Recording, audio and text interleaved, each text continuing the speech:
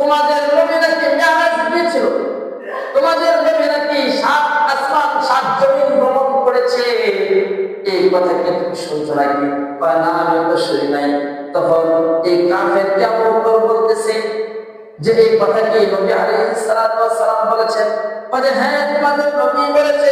দেখেছো তোমাদের নবী কত বড় মিথ্যু।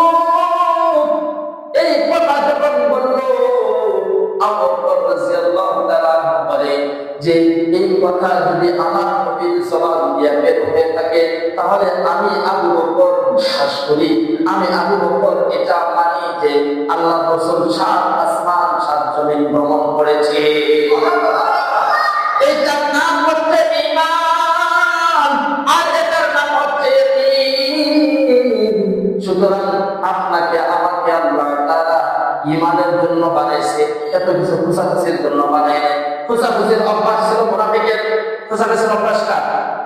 একটু আওয়াজ বলেন না। মুনাফিকের অভ্যাস হলো খুশাখুশির অভ্যাস। যেরকম ভাবে তারা বলেছিল মুহাম্মদ আপনি যদি এরকম ভাবে বাইতুল মুকাদ্দাসের দরজা জানালা কয়টা আছে সেটা যদি বলতে পারেন তাহলে মুসলমান হবো। কিন্তু আল্লাহ কি দেখেন কারিশমা, তারা কিন্তু তারপরও মুসলমান হয় নাই। আল্লাহ রাসূল সাল্লাল্লাহু আলাইহি ওয়াসাল্লাম সমস্ত কিছু বলার পরে তারপরও তারা মুসলমান হয় না। কিন্তু তারা খুশাখুশির অভ্যাসটা কিন্তু বাদ দেয় নাই।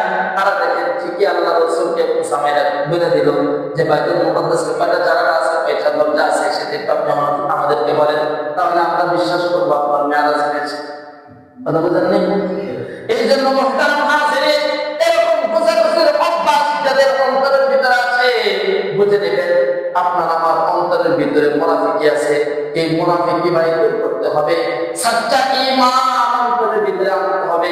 শুধুমাত্র কেবলমাত্র আল্লাহ তাআলা বলেন ইন্নাল্লাযীনা আমানু ওয়া আমিলুস সালিহাত, ইন্নাল্লাযীনা আমানু ওয়া আমিলুস সালিহাতি কানাত লাহুম জান্নাতুল ফিরদাউসি নুজুলা খালিদিনা ফিহা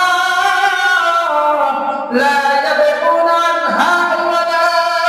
আল্লাহ তাআলা বলেন যে সমস্ত বান্দাদের অন্তরের ভিতরে সচ্চা একটা ঈমান থাকবে, শিরক মুক্ত ঈমান থাকবে, মুনাফিক মুক্ত ঈমান থাকবে, নাপাকি থাকবে না ঈমানের ভিতরে, কুফরি থাকবে না ঈমানের ভিতরে, এমন একটা ঈমান আর অল্প কিছু আমল নিয়ে যদি ঈমান কোনো বান্দা যদি কবরের দেশে আসে, আমি আল্লাহ তাআলা তার জন্য জান্নাতুল ফিরদাউস তৈরি করে রাখলাম।